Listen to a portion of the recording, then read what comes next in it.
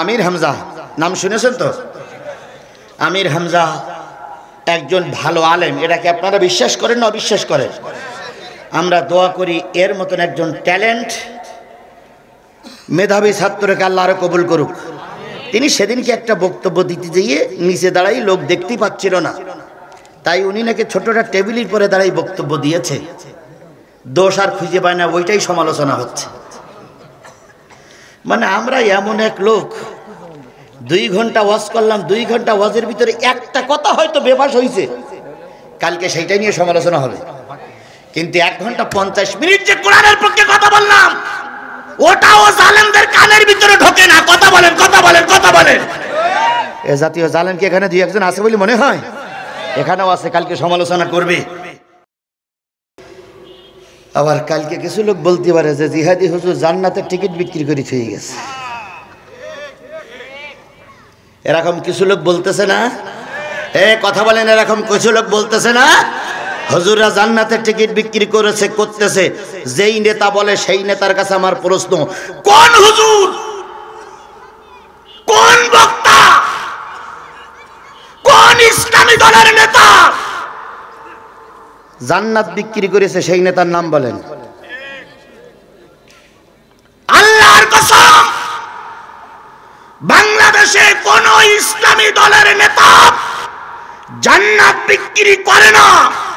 আমরা জান্নাত বিক্রি করি না, আমরা জান্নাতে যাওয়ার পথ দেখাই, পথ দেখাই, পথ দেখাই।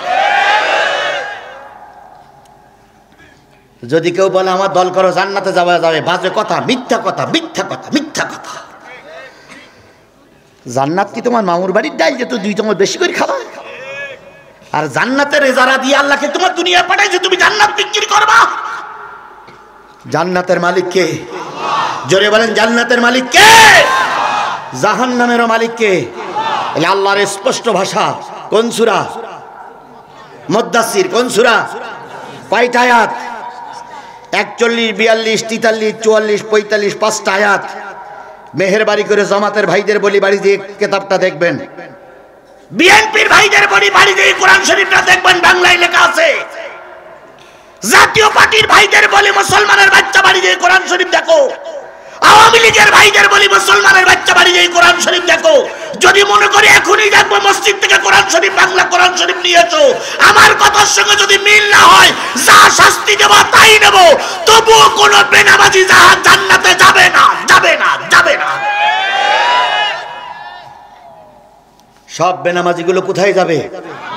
আপনি শুক্রবারের নামাজ পড়েন, 5 ওয়াক্ত নামাজ পড়েন না, আপনি নামাজি না বেনামাজি? কথা ঠাস ঠাস করে বাঘের বাচ্চার মতন বলবেন।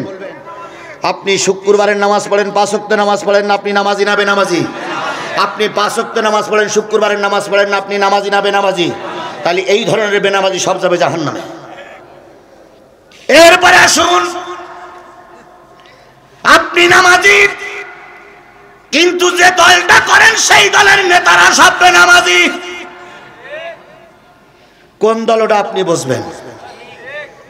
এখানে বিএনপি আর জামাতের ভাইরা এখানে মাহফিল দিয়েছে না, এখন কোন দলের পক্ষে গেলে আর এক দল খেপে যাবে না ভাই? আবার এই দলের পক্ষে গেলে ওই দল খেপে যাবে, ওই দলের পক্ষে গেলে এই দল খেপে যাবে।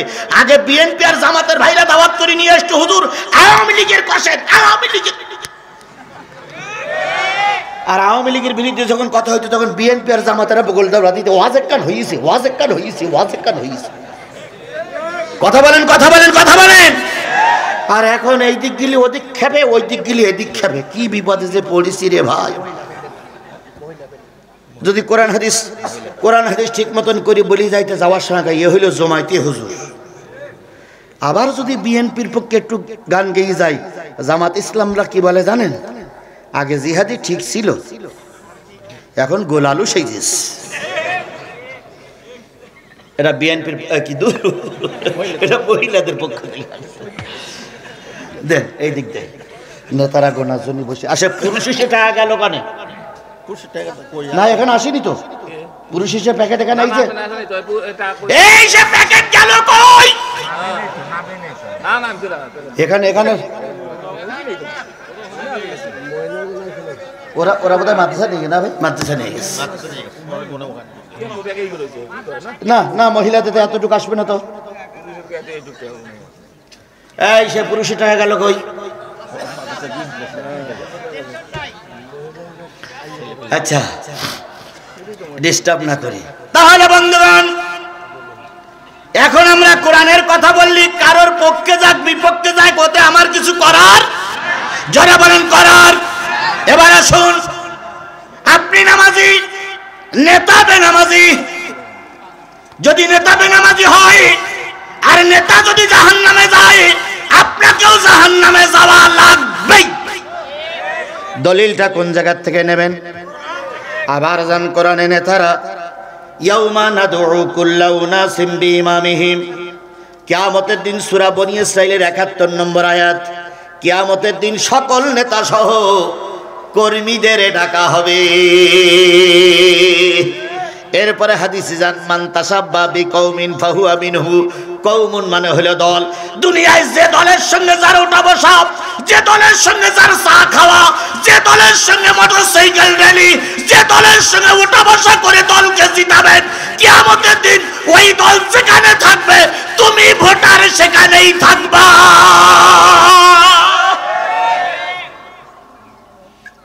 আর একটু সামনে যান, মাইয়াশফা শাফাতান হাসানাতান ইয়াকুন লাহু নাসিবুম মিনহা ওয়া মাইয়াশফা শাফাতান সাইয়্যাতান ইয়াকুন লাহু কিফলুম মিনহা। যেই ব্যক্তি এই দুনিয়ায় কোন ভালো লোককে সাপোর্ট করবে, ভালো লোককে সমর্থন দেবে, ভালো লোকের পক্ষে থাকবে, ওই ভালো লোকটা ক্ষমতায় গিয়ে সরকার গঠন করে যত ভালো কাজ করবে, সব ভালো কাজের সব তুমি নারী আর পুরুষ কবরে বসে পাবা, কারণ তোমার একটা সমর্থনে ভালো লোক ক্ষমতায় গেছে।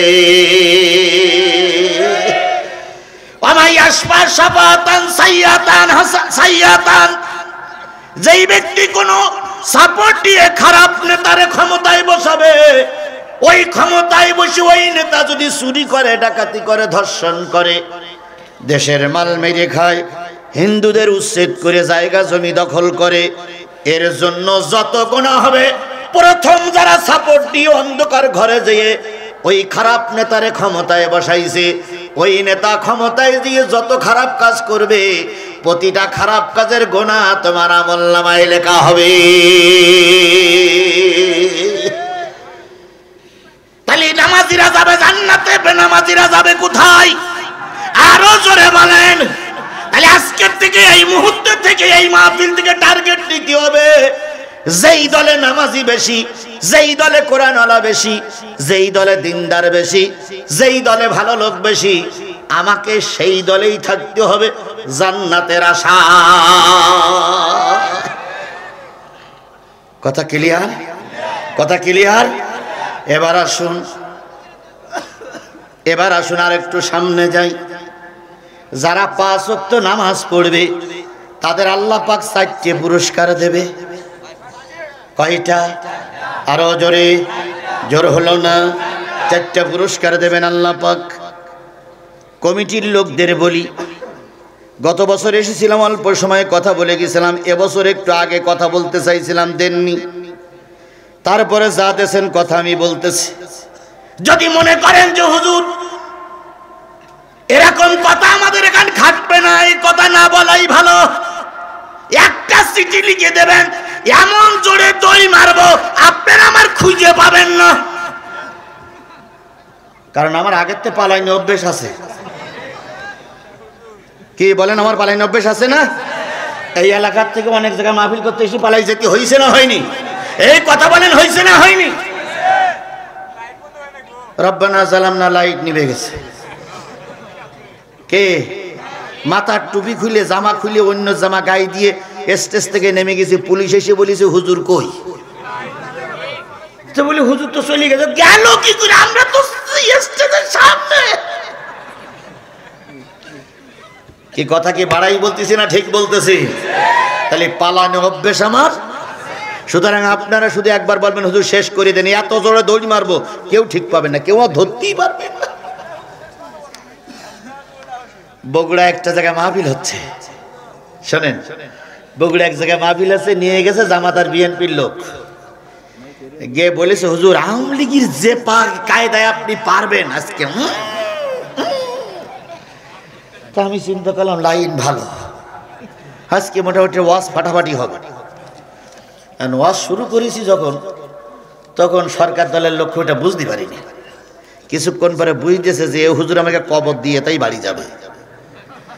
এখন এইবার সরকার দলের লোক যারা ছিল তারা সব এসপি সাহেবের কাছে, ডিসি সাহেবের কাছে, থানায় ফোন দিয়ে মোটামুটি পুলিশ দিয়ে মঞ্চ ঘিরে ফেলেছে। আমার জীবনের কথা বলতেছে। আর যারা বিএনপি জামাতের লোক স্টেজে ছিল সব পুলিশ দেখিছে আর পালাইছে, পুলিশ দেখিছে আর পালাইছে, আমি ছাড়া আর কেউ নেই। শিবিরের পোলা চিঠি লিখতেছে যে হুজুর আপনাকে নিয়ে আসছিলাম বড় আশা করে, কিন্তু বাঁচানো সম্ভব হচ্ছে না, সব সরকার দল আপনার ঘিরে ফেলাইছে, 17-18 জন পুলিশ উপরে, আর নিচে ডাইনে বামে ছাত্রলীগ, যুবলীগ, আওয়ামী লীগ, তাঁতি লীগ, পেশাব লীগ, পাইকানা লীগ সব হাজির। মঞ্চে পুলিশ গিয়ে হাজির। এখন আপনি যেভাবে পারেন বেরিয়ে এসেন, আল্লাহর উপর তাওয়াক্কুল করেন। আমি ডাইনে তাকাই দেখি ওসি সাহেব বসে আছে চেয়ারে, বামে তাকাই দেখি দারোগা সাহেব বসে আছে চেয়ারে। ওসি সাহেব কোমরের পিস্তলটা বের করে টেবিলের উপর থুইছে, দারোগা হ্যান্ডকাপটা খুলে টেবিলের উপর রেখেছে, আমার ভয় দেখাচ্ছে। তো আমি চিন্তা করলাম আল্লাহ আজকের এই ওয়াজ আমার জীবনের শেষ ওয়াজ। আমার হাতে আছে আর 12টা বাজে 15 মিনিট বাকি, তার মানে 15 মিনিট ওয়াজ হবে, এরপর আর হবে না।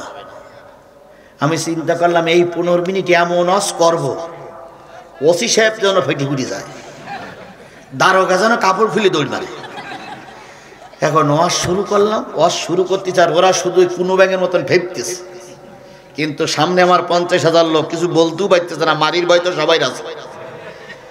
এক পর্যায়ে শিবিরের পোলারা চিঠি লিখল যে হুজুর আর মাত্র 5 মিনিট বাকি আছে, মোনাজাত শুরু করেন, দ্বিতীয় বক্তা আপনার পিছনে পাঠাইছি, আপনি মোনাজাত খানিকটা করে দ্বিতীয় বক্তার কাছে দেবেন, ও মোনাজাত করবে, আর সেই ফাঁকে আপনি চলে আসবেন, আপনার নিয়ে আমরা চলে যাব। আমি যাক সুবহানাল্লাহ কিছুটা আশ্বস্ত হলাম। এইবার চিন্তা করলাম একটু হিকমত অবলম্বন করা যাক, দেখি যাওয়া যায় কিনা। মোনাজাতের আগে সূরা ফাতিহা, ইখলাস শরীফ, দুরূদ শরীফ পড়ে নেওয়ার পরে ওসি সাহেবের গায়ে হাত দিয়ে বলতেছে ভাই ভালো আছেন? ওসি বলতে ভালো, মেজাজ বিরাট খারাপ, ভালো। ভাই আপনি এখানকার ওসি? জি। ভাই আপনার বাসা কোথায়? ভাই আমার বাসা হলো পীরগঞ্জ। ভাই বাপ মা আছে? মা নেই, বাবা আছে। আল্লাহ সম্মানিত ওসি সাহেবের মা নাই, যে মা এরকম একটা ওসি পেটে ধারণ করেছিল সে বড় গর্ভবতী মা। এইরকম ওসি যার পেটে ধরে তার মতন মা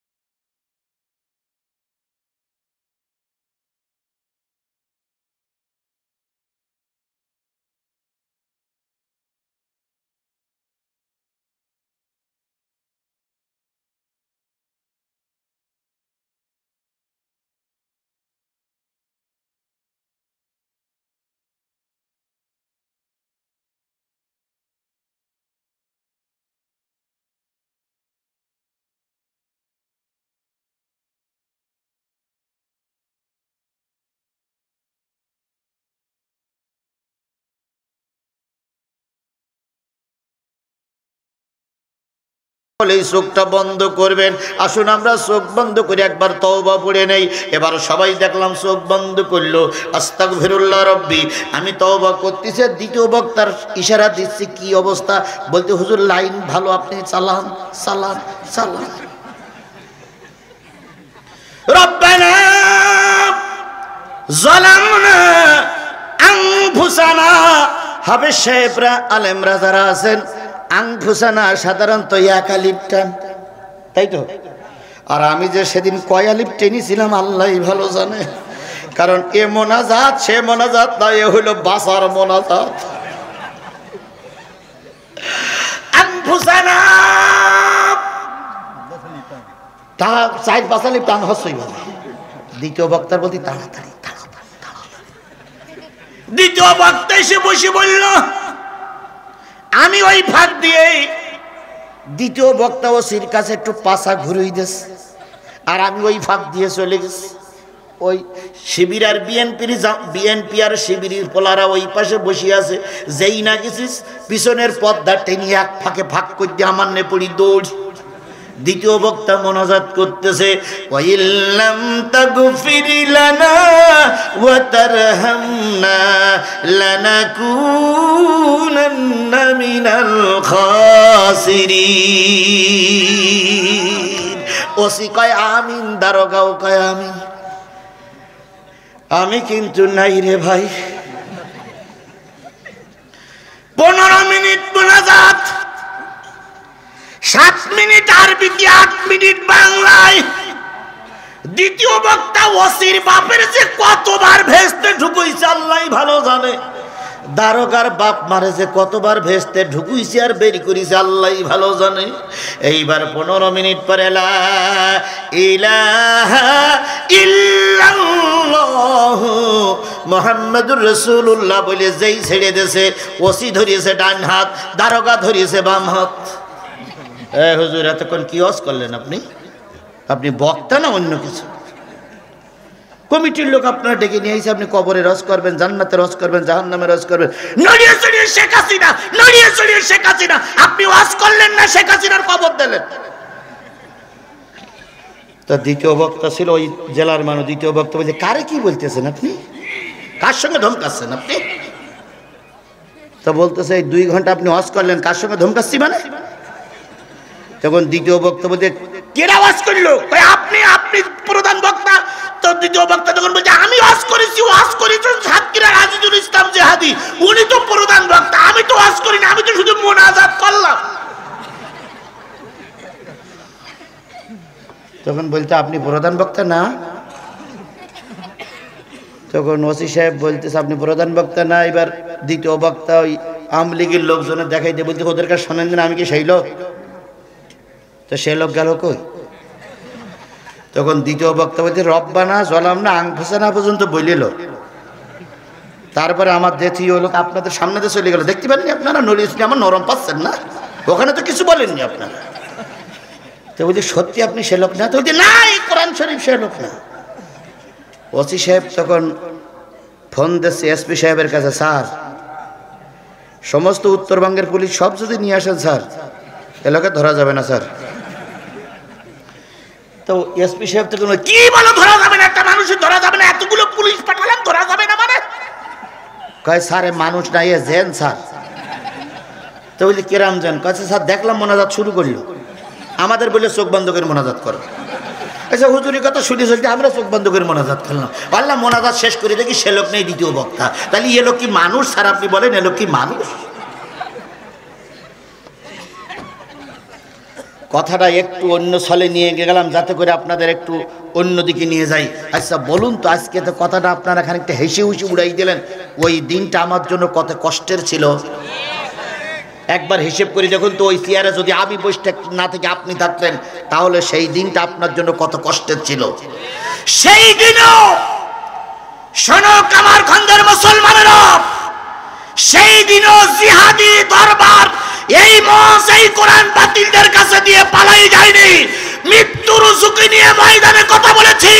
সেদিন আমার চারিপাশে শত্রু ছিল, তাও ময়দান ছেড়ে দেয়নি। আর এখন সব আমাদের ময়দান ছেড়ে দেওয়ার প্রশ্নই ওঠে না।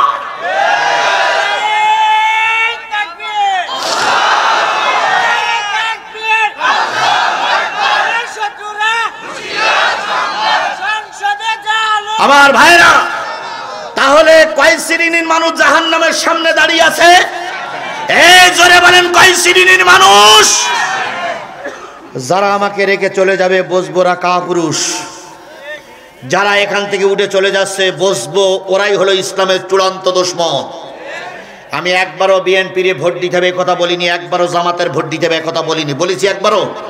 আমাকে ডেকে নিয়ে আসছেন কি বলার জন্য? তাহলে কোরআন যদি বলতে না পারি তাহলে আমাকে ডেকে নিয়ে আসছেন কেন? আবুল বাউলি দেখতে পারেন নাই?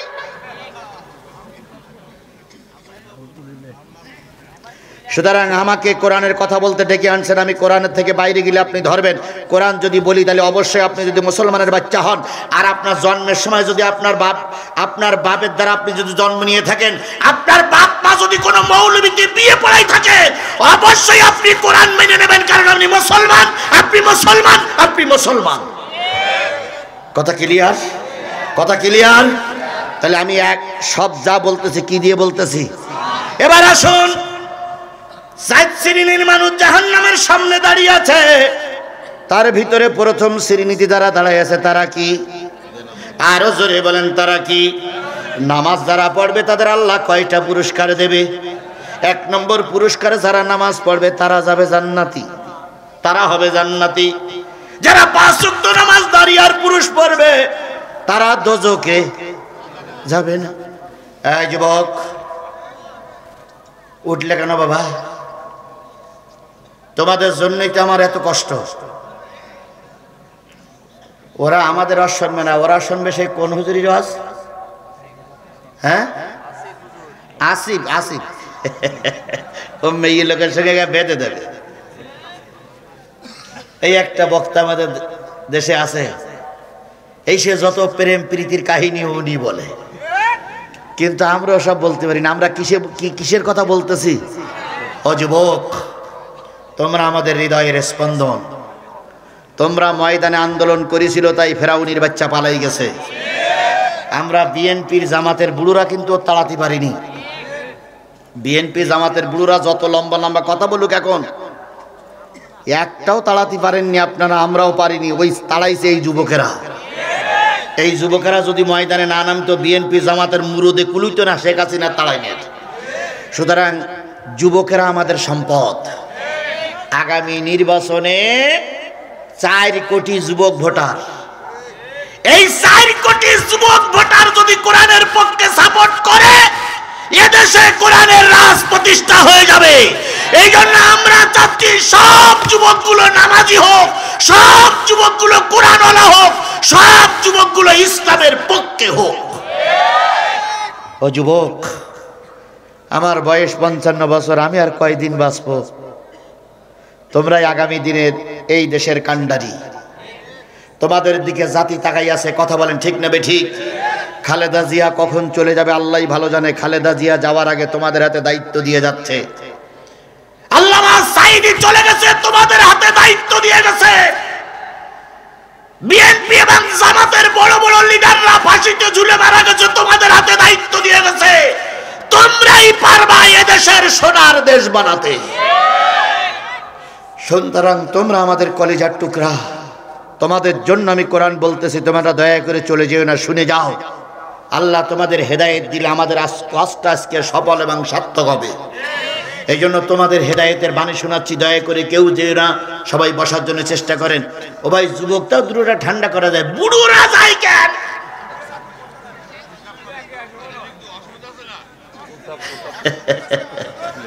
আচ্ছা ভাই, আপনাদের অসুবিধাটা আমি মেনে নিলাম। আপনারা গত বছর, তার আগের বছর মিলে 20-30টা ওয়াজ শুনি নিয়মন লোক কেউ আছেন? 20-30টা লোক, 20-30টা বক্তার ওয়াজ শুনেছি না ভাই?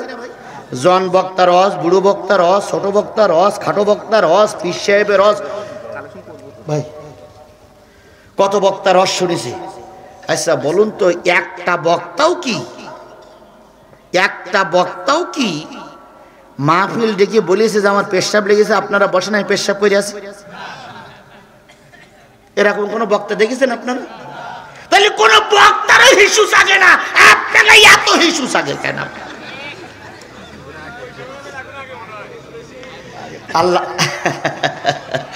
আল্লাহ আমাদের দিনের খাতিরে কবুল করুক। ভাই কান পড়াটোলা আমি শুনবো না ভাই।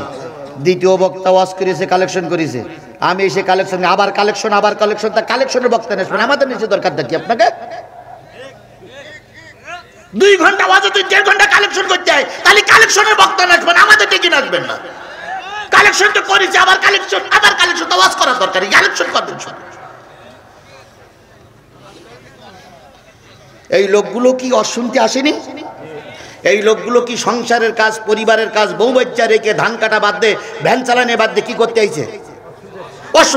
যদি অশুনে না হয় তাহলে ওয়াজ দিয়ে লাভ কি? কথা কম বলেন, আমার কথা বলতে দেন। আমার ভাইয়েরা, যে জিনিসটা আপনাকে বোঝাতে চাচ্ছিলাম আমি আপনাকে বোঝাতে চাচ্ছি, সেটা হলো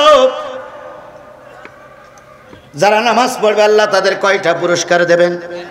1 নম্বর, নামাজি মানুষ জান্নাতে যাবে জাহান্নামে। 2 নম্বর, নামাজি মানুষ জাহান্নামে যাবে না। 3 নম্বর, যারা নামাজ পড়বে মৃত্যুর সময় ঈমান নিয়ে মরবে। 4 নম্বর, যারা নামাজ পড়বে তাদের কবরে আযাব হবে না। তাহলে এখানে এতগুলো লোক শুনতে আইছেন, দোজখে যেতে চান না বেহেশতে যেতে চান, তাহলে বেহেশতে যেতে গেলে কি লাগবে? এবার যারা এখানে আসছেন দোজখে কেউ কি যেতে চান, তাহলে দোজখ বন্ধ হতে গেলে কি লাগবে? নামাজ লাগবে। বলুন তো, আমরা যারা মুসলমান কি নিয়ে মরতে চাই? তাহলে ঈমান যদি আপনি প্রতিষ্ঠাতা করতে চান তাহলে কি লাগবে? নামাজ লাগবে। এবার আপনি মারা গেছেন, নারী হন আর পুরুষ হন, আপনার কবরে আযাব হোক, এটা কি আপনি চান? তাহলে কবরের আযাব বন্ধ করতে গেলেও কি লাগবে? এবার সাহাবী আজমাইনগণ বলেন, ইয়া রাসূলুল্লাহ, যদি একটু ব্যাখ্যা করে বুঝাই দিতেন তাহলে আমাদের বুঝতে সুবিধা হতো।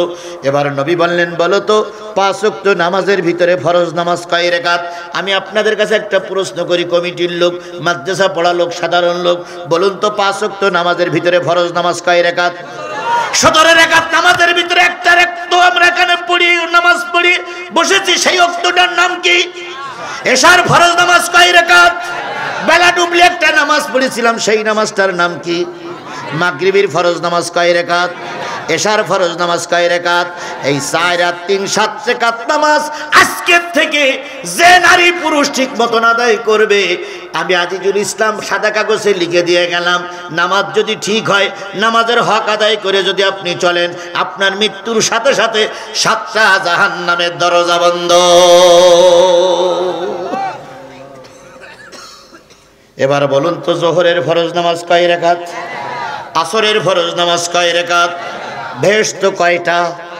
আল্লাহ নবী বলেন, এতদিন পড়িছো, আজকের এই কোরআনের মাহফিলে এসে যদি আজকের থেকে তওবা করে জোহরের নামাজ আর আসরের নামাজ মরার আগ পর্যন্ত কাজা না করো, অতীতের গুনাহগুলো আল্লাহ মাফ করে দিয়ে মরার সাথে সাথে নারী আর পুরুষকে 8টা জান্নাতের মালিক বানায়া দেবে।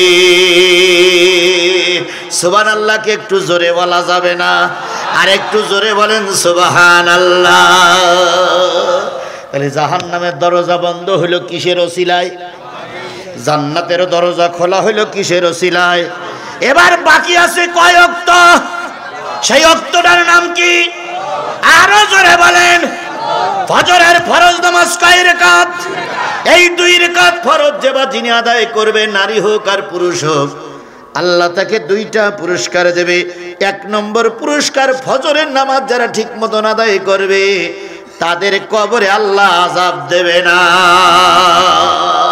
2 নম্বর পুরস্কার, যারা ফজরের নামাজ আদায় করবে তারা মৃত্যুর সময় ঈমান নিয়ে মরবে।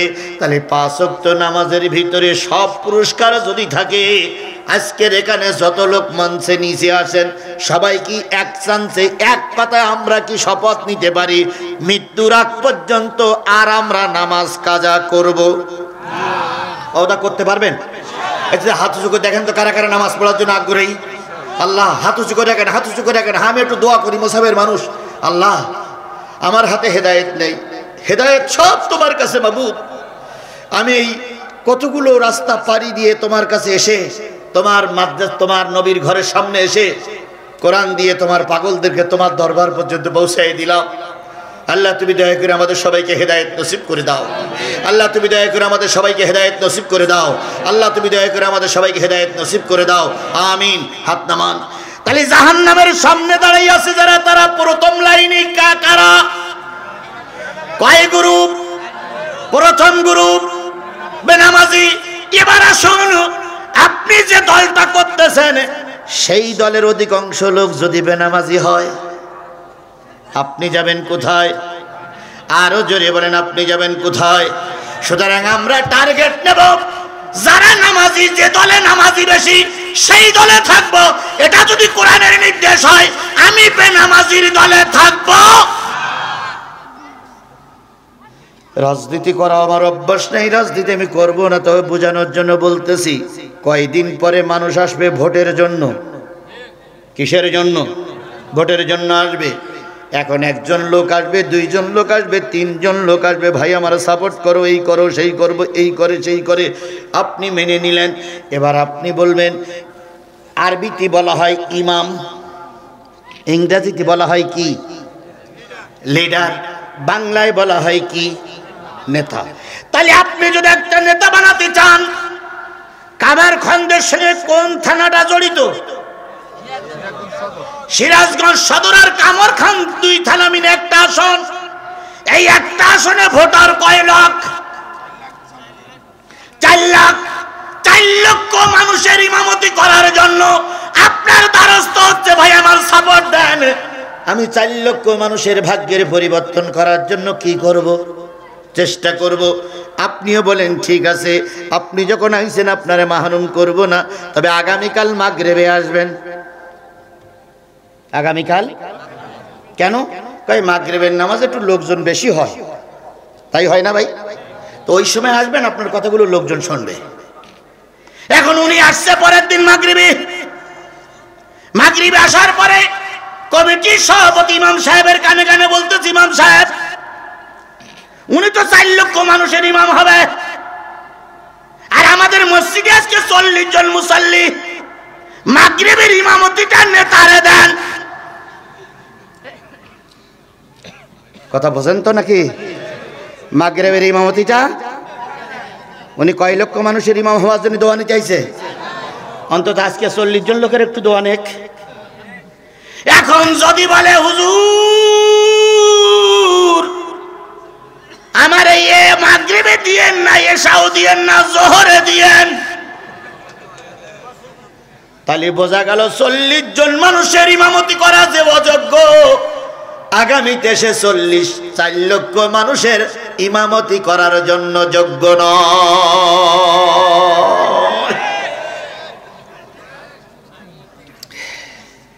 তাহলে যে জিনিসটা বোঝাতে চাচ্ছি, সামনের লাইনে দাঁড়াই আছে যারা, তারা কি? পিছনে আর কয় লাইন দাঁড়াই আছে? এ 3 লাইনের কথা বলবো না মোনাজাত করব? বলবো না মোনাজাত করব? তাহলে পাশের থেকে কোনো লোক যেন না ওঠে, যারা উঠবে সেইটার জোর করে ধরবেন, আস্তে বজায় রাখবেন। যদি বলে আমার পেশাব লেগেছে, বলবেন এখানে এই ঝাড়। কালকে কি আর মাহফিল হবে? কালকে এনারা পারে পরিষ্কার করবে, না পারে যা পারে করবে। আল্লাহ আল্লাহ আমাদের কবুল করুন। তাহলে আমার প্রথম লাইন বলা শেষ। আমি কোন সূরার আলোচনা করছি? এই কথা বলেন না কেন? সূরা মুদাসসিরের কয়টা আয়াত? 41, 42, 43, 44, 45, 5টা আয়াত। কয় শ্রেণীর মানুষ জাহান্নামের সামনে দাঁড়িয়ে আছে? তার ভিতরে যদি বেনামাজি সিরাজগঞ্জে, কামারখন্দে, বড় কুড়ায় থাকে, ওরাও সেদিন জাহান্নামী, জাহান্নামী, জাহান্নামী। তাহলে বড় কুড়ার মানুষ ঠিক পাইছেন তো? এ গ্রামে 2-4 জন থাকবে বলে মনে হয়? এ গ্রামে 2-4 জন থাকবে বলে মনে হয়? কামারখন্দে 2-4 জন থাকবে বলে মনে হয়? তাহলে আমি আগে বলেছিলাম না, সিরাজগঞ্জের মানুষ দেখাই দেবো, কামারখন্দের মানুষ দেখাই দেবো, বড় কুড়ার মানুষ দেখাই দেবো। তাহলে আপনারা কি কিছু ঠিক পাইছেন না পাননি? তাহলে ওই পর্যন্ত 1 নম্বর লাইনের কথা থাক। 2 নম্বর লাইনে জান্নাতি মানুষগুলো বলতেছে, বুঝলাম। 4টে লাইনের প্রথম লাইনে যারা দাঁড়িয়ে আছে তারা বেনামাজি। পিছনের লাইনে কারা? 1 নম্বর লাইনের পরিচয় কি হয়ে গেছে? হয়ে গেছে। 2 নম্বর পরিচয় তোমরা দাও। ওই লোকগুলো এবার জান্নাতি মানুষদের দিকে তাকাবে, জাহান্নামী মানুষদের দিকে তাকায় বলবে, আমরা হলাম আমরা হলাম ওয়ালাম নাকু নুতিমুল মিসকিন, আমরা হলাম মিসকিনের মাল খাওয়া পার্টি। মিসকিনের গরিবের মাল খাওয়া পার্টি। গরিবের মাল খাওয়া পার্টি বোধ আমার দেশে নাই। কথা বলেন, আরো জোরে বলেন। গরিবের মাল খাওয়া পার্টি কি আমাদের সমাজে আছে? এইবার গরিবের মাল যারা খায় তাদের কি আপনারা চেনেন না চেনেন না? চেনেন? চিনলি ভালো কথা, গোপন করে থাকেন, বলার দরকার নেই, কেসালের দরকার নেই। তাহলে যাদের চেনেন তারা গরিবের মাল যদি খায়, ইচ্ছায় হোক আর অনিচ্ছায় হোক, ওই গরিবের মাল যারা খাবে কিয়ামতের দিন আল্লাহর ভাষায় তারা যাবে কোথায়? তাহলে তারা যদি জাহান্নামে যায়, ওদের অফিসে বসে আপনি যদি চা খান, ওদের পিছনে যদি মিছিল করেন, ওদের পিছনে যদি মোটরসাইকেল শোডাউন করেন, ওদের ক্যামেরা নিয়ে যদি ঘুরে বেড়ান, ওদের ব্যানার নিয়ে যদি ঘুরে বেড়ান, মান তাসাব্বা বিকৌমিন ফাহুয়া মিনহু, যেই দলের সঙ্গে যারা থাকবে সেই দলের সঙ্গে তারা জাহান্নামে যাবে। তাহলে মাল খাওয়া পার্টির সঙ্গে যদি থাকেন, যত নামাজ পড়েন আপনিও যাবেন মাল খাওয়া পার্টির সঙ্গে জাহান্নামে।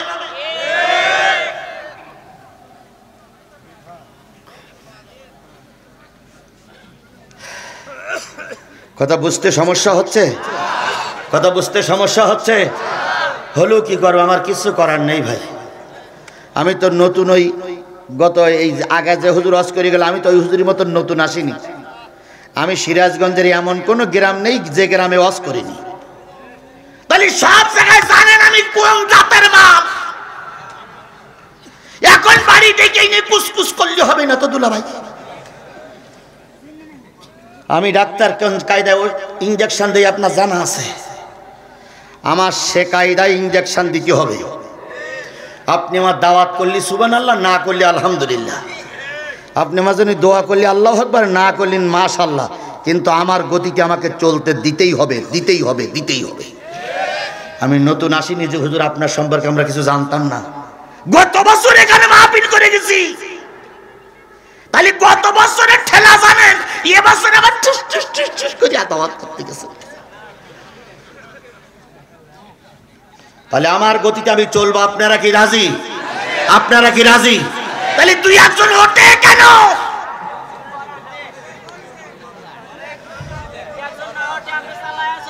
আমি যখন দাওয়াত নিয়েছিলাম, শোনেন, আমি যখন দাওয়াত নিয়েছিলাম তখন আমার কথা ছিল 10টায় স্টেজ উঠবো, 12টায় শেষ করব।